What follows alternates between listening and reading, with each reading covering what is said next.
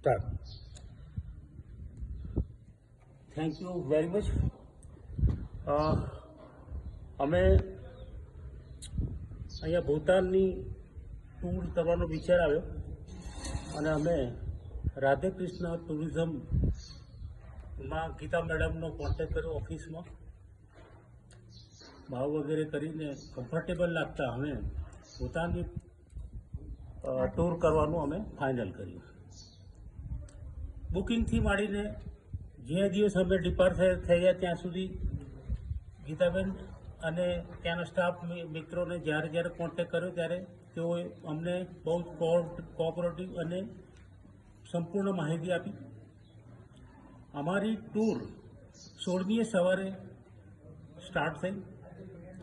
ત્યાંથી અમે ઇન્ડિગોથી દિલ્હી આવ્યા. દિલ્હીથી અમે ભૂતાન માટે પ્રસ્થાન કર્યું.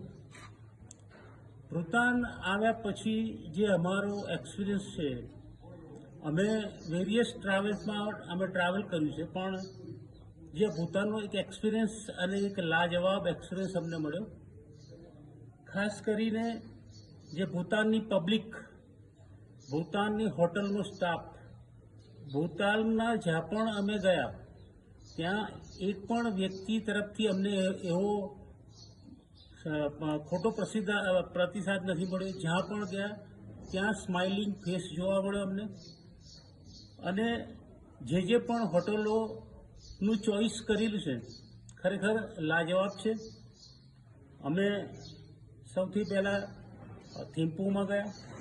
થિમ્પુમાં જે બુદ્ધાની વેરિયસ મોનેસ્ટ્રી જોઈ, એમાં સૌથી મોટું જે બુદ્ધાનું સ્ટેચ્યુ છે અમે જોયું અને ખરેખર અમે ધન્ય થઈ ગયા કે ભાઈ આટલું મોટી જે સ્ટેચ્યુ અમે ઇન્ડિયામાં આપણે ત્યાં નથી આટલું મોટું.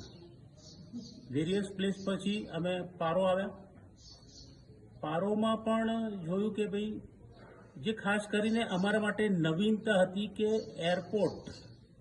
એરપોર્ટની જે સાઇઝ એટલી નાની અને બે સાઈડ પરથી જે માઉન્ટેન્સ છે એમાંથી જે પાયલોટ ટર્ન કરી અને નાના એવા જે એના રનવે ઉપર જે લોકો લેન્ડિંગ કરે છે.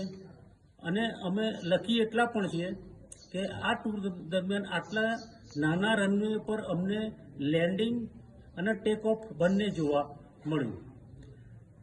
અહીંયા પણ જે છે છેલ્લા દિવસ જે અહીંયા અમને રાખવામાં આવ્યા, અહીંયા રિસોર્ટમાં પણ ખરેખર લાજવાબ અમને સર્વિસ મળી. અહીંયા કોઈ પણ વસ્તુ અહીંયા કમી નથી અહીંયા અમને.